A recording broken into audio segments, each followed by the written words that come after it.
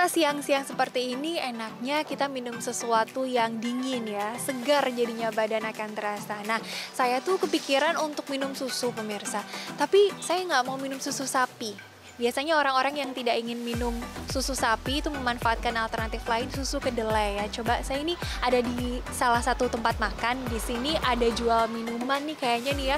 Gambarnya seger banget pemirsa. Tuh, susu kedelai ada kan ya. Ibu mau pesan satu dong, tapi saya boleh nggak sih sambil lihat cara pembuatannya? Boleh. Boleh ya, oke mari Bu. Bu, tahap yang pertama apa dulu nih Bu? Silakan Bu. Pertama kita cuci bersih. Ya. Oke. Segitu untuk berapa liter susu tuh Bu? Kalau segini paling banyak itu 10 porsi. 10 porsi, 10 gelas gitu ya? Iya, 10 gelas. Oke.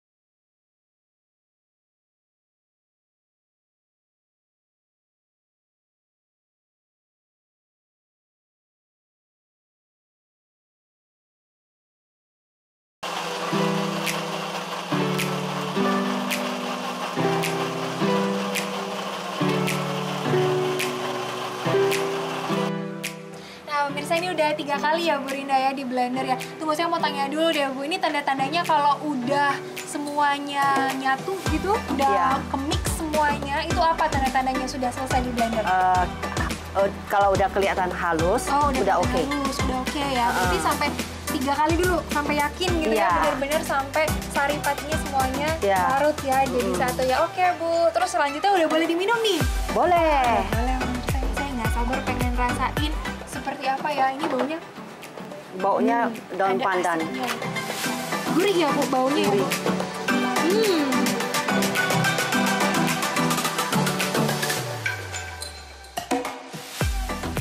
Nah, ini dia pemirsa nih, susu kedelai buatannya Bu Rinda ya Bu. Saya cobain ya Bu? Ya, cobain. Bener sih pemirsa ya kata Bu Rinda tadi. Ini jadinya gurih ya Bu ya? Gurih ya. Penasaran nggak sih Bu sebenarnya apa benar secara medis susu kacang kedelai atau sari kacang kedelai ini benar-benar punya manfaat untuk kesehatan? Mau tahu nggak jawabannya? Nah pemirsa, saya juga penasaran nih, mau tahu, langsung kita tanya sama dokter di studio.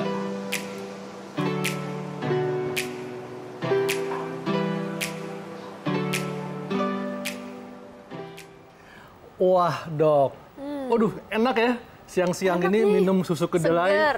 Seger ya.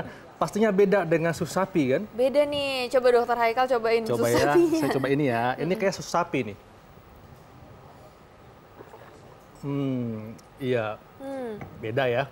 Pastinya beda, tapi pasti manfaatnya juga beda nih dok. Betul. Dan katanya nih bagus buat jantung dan katanya lebih banyak manfaatnya loh daripada susu sapi. Tapi bener gak sih dok? Nah, dan juga katanya bagi laki-laki ini juga ada yang bilang manfaat untuk menjaga prostat. Tapi ada juga yang bilang nggak boleh berlebihan. Wah, berhubung masih pro dan kontra nih, langsung saja kita tanyakan ke Dokter Marias, spesialis gizi klinis. Halo, Siang dok, selamat siang, apa kabar?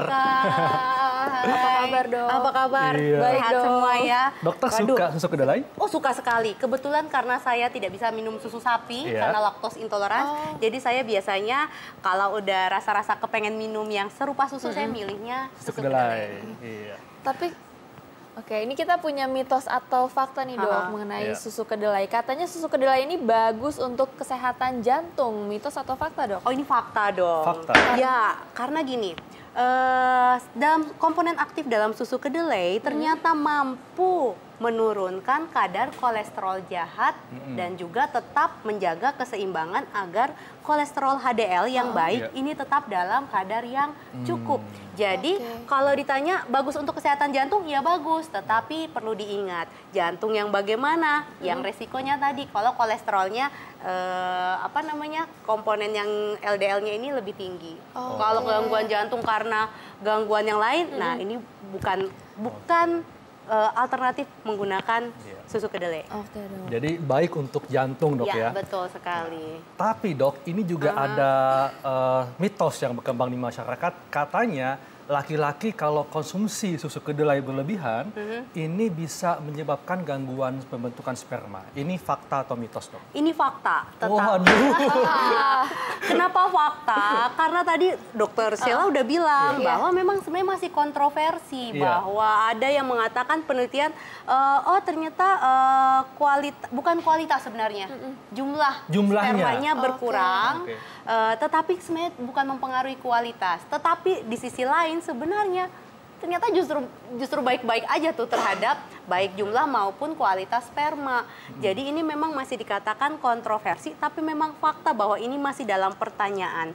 Yang perlu diperhatikan karena yang dikhawatirkan adalah zat aktifnya namanya isoflavon. Jadi mungkin ada baiknya tidak mengonsumsi berupa suplemen yang mengandung isoflavon. Tetapi kalau masih dalam bahan makanan sumber ini masih baik. Jadi artinya kalau misalnya mendapatkan kedelai dari sumber makanan lain seperti tempe tahu, nggak apa-apa. Tidak apa-apa. Oke, ini masih ada mitos atau fakta berikutnya, Dok. Katanya sering konsumsi susu kedelai dapat tingkatkan resiko kanker payudara dan juga kanker rahim. Ini mitos. Mitos. Karena memang beredar sekali bahwa di dalam komponen aktif susu kedelai, kacang kedelai ya, terutama entah itu susu, entah itu tahu, tempe, dikatakan aktifnya ini menyerupai estrogen. Oh gitu. Gitu ya. Jadi beberapa kanker yang ada kaitannya sama estrogen, kaitannya dihubungkan dengan jangan makan tahu tempe, jangan minum susu kedelai banyak-banyak. Tetapi ini sebenarnya mitos karena rupanya kandungan dari susu kedelai ini juga bersifat antioksidan. Jadi baik untuk kulit ya, Dok? Ya, baik juga untuk sebenarnya menghambat pertumbuhan sel-sel kanker. Tapi balik lagi harus berupa bahan makanan sumber yang alami, bukan berupa suplemen yang padat isoflavon. Oke, kalau berarti kalau untuk perempuan sendiri tidak ada batasan ya, Dok, ya, kalau mau tidak ada batasan. Lagian seberapa kuat sih kalau ini ya konsumsi susu kedelai ya. Nah, ini masyarakat perlu tahu, Dok, ini porsinya yang baik itu seberapa, Dok, sehari? Bisa sekitar 100 sampai 200 gram dari susu kedelai. Dari kacang kedelainya ini. Ya. Semana nih, Dok? Kalau sepiring ini kelihatannya bisa mencapai 200 sampai 300 gram. Jadi tergantung nih dalam satu gelas ini kacang kedelainya berapa banyak. Karena biasa pembuatannya ada yang encer, ada yang kental. Lalu satu lagi nih, Dok, hati-hati kalau pembuatannya mengandung gula. Jadi kalau andai kata berlebihan gulanya sama aja, Dok, ya? Sama aja. Jadi lebih baik mungkin dibuat sendiri. Yang kita cari kan bahan aktifnya ya. Nah, nih, Dok, ada lagi yang mengatakan bahwa konsumsi susu kedelai dapat mengendalikan tekanan darah. Ini fakta atau mitos? Ini fakta. Fakta. Kenapa nih, Dok? Balik lagi karena komponen-komponen aktif di dalam susu kedelai, kacang kedelai kan tidak hanya isoflavon, banyak sekali, ada ratusan komponen aktif. Nah, ternyata untuk yang rutin mengonsumsi dengan catatan tanpa gula tambahan ya, ini rupanya bagus untuk pembuluh darah. Balik lagi, ini juga bagus untuk mengontrol tekanan darah. Tapi tetap harus diminum ya obat tekanan darahnya ya, Dok. Kalau sih jangan sampai cuma minum susu. Ini bukan obat, ini makanan. Hanya jadi membantu, Dok, ya. Betul sekali. Wah, ini menarik banget ya. Dan kita akan terus gali nih fakta mitos seputar susu kedelai. Tapi saat lagi tetap di acara Ayo Hidup Sehat.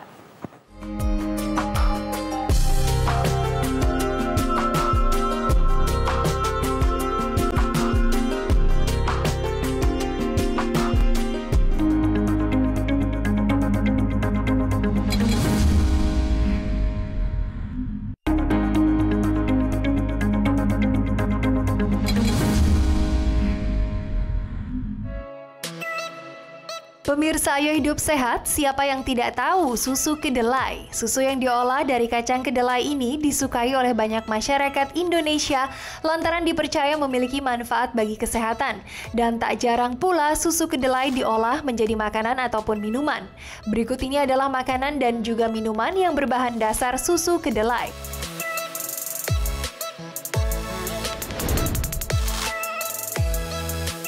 Yang pertama adalah es krim. Jika biasanya bahan dasar es krim adalah susu sapi, maka kini ada olahan es krim berbahan dasar susu kedelai.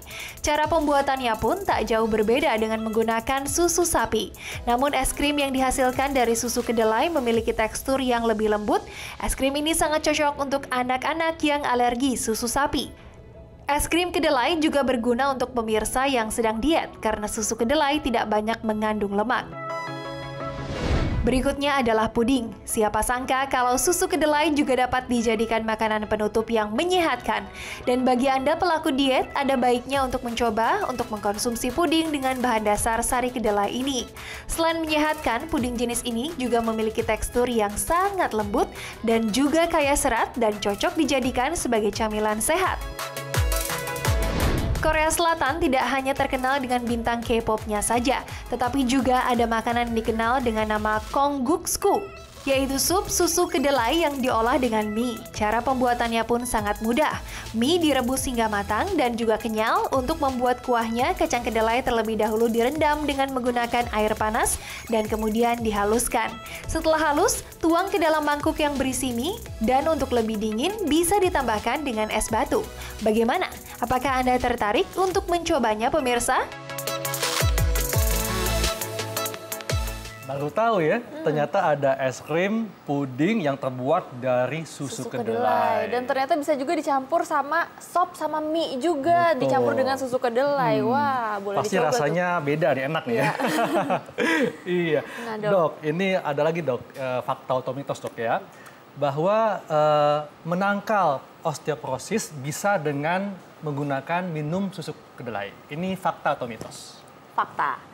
Ini fakta, karena gini, kalau osteoporosis kan kita biasa mengkhawatirkan adalah kalsium. Benar ya?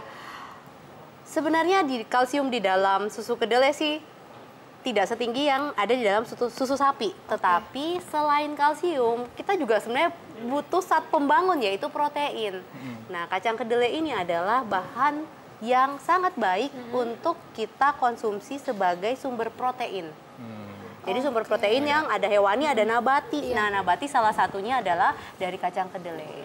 Oke dok, ini masyarakat masih penasaran nih soal asam urat dok. Jadi banyak yang takut minum susu kedelai karena takut asam uratnya jadi tinggi. Itu gimana tanggapan dokter? Ya ini sebenarnya mitos, karena gini, asam urat yang tinggi itu selalu biasa datangnya dari hewan. Daging merah, jeroan, udang, cumi gitu ya. Sedangkan kelompok kacang-kacangan, tahu, tempe yang biasanya ditakutkan sayur hijau, itu jauh berada levelnya, asam uratnya levelnya jauh berada di bawah tadi, daging merah dan teman-teman. Jadi tergantung, kalau hari itu kita makannya tahu, tempe, susu kedelai, lalu sayur-sayur yang tadi ya levelnya sebenarnya moderate, tapi jumlahnya banyak ya, ini otomatis jadi banyak juga. Tetapi perlu diingat, jangan khawatir karena bukan sebagai sumber purin yang menyebabkan asam urat tinggi. Oke, nah dok, ini juga banyak nih perempuan-perempuan seperti saya yang semangat nih dok mau minum susu kedelai karena katanya dapat bermanfaat untuk menurunkan berat badan. Waduh. Dok. Itu satu fakta nih. Daripada minum obat gitu ya, minum susu kedelai aja. Iya, dok. Ini fakta. Ini fakta, Kenapa, tapi dok? balik lagi. Sumber protein lah yang menjadi bahan utama supaya kita tahu kalau cukup protein otomatis dalam metabolik kita akan cukup untuk proses pembakaran lemak. Selain itu cukup protein juga akan mampu secara alami menurunkan nafsu makan. Tetapi ya tadi ya dok, jangan sampai susu kedelainya udah campurannya. Nah itu dia ya, Iya, campur kayak gula, gini nih, dok, ya, bentuk es krim tadi ya, aduh, terus jadi mie, terus makannya jadi banyak ya, Sama targetnya aja, Dok, ya. jadinya nggak tercapai. Oke. Nah ini ngomongin susu kedelai, kita perlu tahu nih sejarah pembuatan susu kedelai. Berikut tayangannya.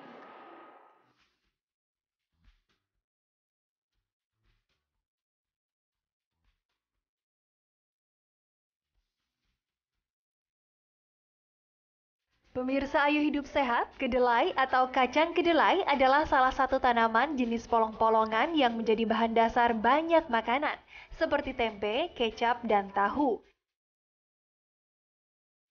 Selain dijadikan bahan makanan, kacang kedelai juga dapat dijadikan susu.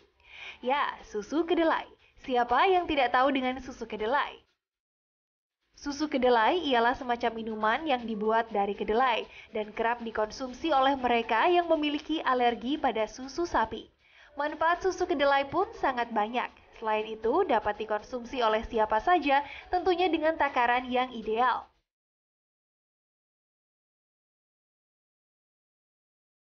Susu kedelai berasal dari tanaman dan secara alami bebas kolesterol, rendah lemak, dan tidak mengandung laktosa. Pada 1900 tahun yang lalu, Raja Huainan yaitu Liu An menggiling kacang kedelai yang telah direndam selama beberapa waktu, menghasilkan sebuah cairan yang dikenal dengan susu kacang. Ia membuat cairan tersebut sebab ibunya sakit dan tidak dapat mengunyah makanan keras. Siapa sangka penyakit sang ibu kemudian berangsur membaik dan menyebabkan susu kacang menyebar luas ke masyarakat. Di kebudayaan Tionghoa, susu kedelai menjadi minuman umum karena cocok dikonsumsi sepanjang tahun. Manfaat susu kedelai sangat banyak, di antaranya dapat meringankan gejala menopause, seperti sensasi rasa panas dan berkeringat pada malam hari. Selain itu, susu kacang kedelai juga mengandung protein yang hampir sama banyaknya dengan susu sapi, vitamin D, B12, serta omega 3 yang dapat membantu mengurangi kadar lemak darah.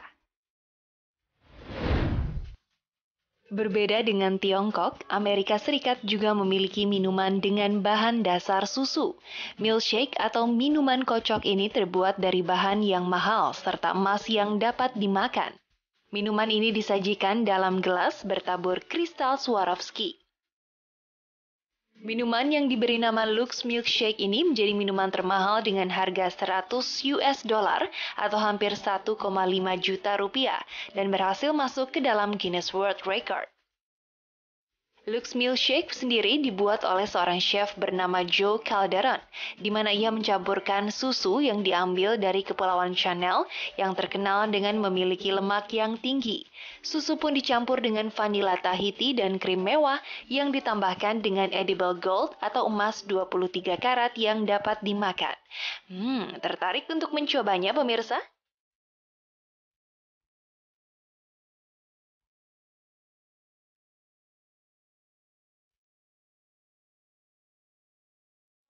Ternyata tuh susu kedelai bisa diolah sampai kayak gitu, sampai ada emasnya dan emasnya bisa dimakan. Dan sangat panjang sejarahnya ya. Iya betul. Iya. Nah dok, ini kalau misalnya untuk masyarakat bisa mendapatkan manfaat yang maksimal nih dok dari susu kedelai, apa nih dok tips-tipsnya? Ya konsumsilah memang susu kedelai yang pure susu kedelai. Jadi tidak ada campuran apapun dan pastikan memang bahan yang digunakan adalah takaran yang cukup. Jadi bukan terasa encer gitu ya, karena ini juga akan mempengaruhi zat aktif yang akan kita peroleh. Kalaupun kita tidak menyukai bentuk cair, berarti kita masih bisa mendapatkan manfaat dari kedelai sendiri berupa olahan seperti tahu atau tempe. Karena tempe rupanya kalau kita konsumsi ini membuat sensasi bagus dan nyaman di saluran cerna.